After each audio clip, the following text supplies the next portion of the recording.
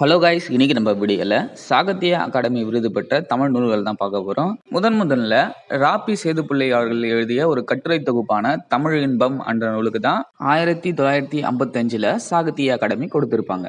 அடுத்து 2020ல் இமயம் அவர்கள் எழுதிய செல்லாத பணம் என்ற நூலுக்கு சாகித்ய அகாடமி கொடுத்திருப்பாங்க.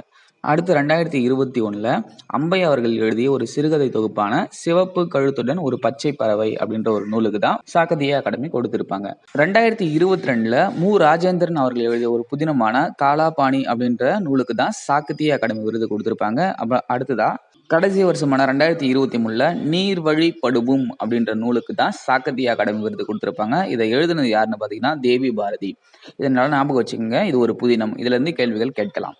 அப்படி கீழே ஒரு கொஸ்டின் பாருங்க. அன்னம்பிடு தூது என்னும் இதழை நடத்தியவர் யார்? கீழே இருக்கிற ஆப்ஷன்ஸை பார்த்து சரியான ஆன்சரை கமெண்ட் செக்ஷன்ல சொல்லுங்க. இந்த வீடியோ பிடிச்சிருந்தா லைக் பண்ணிட்டு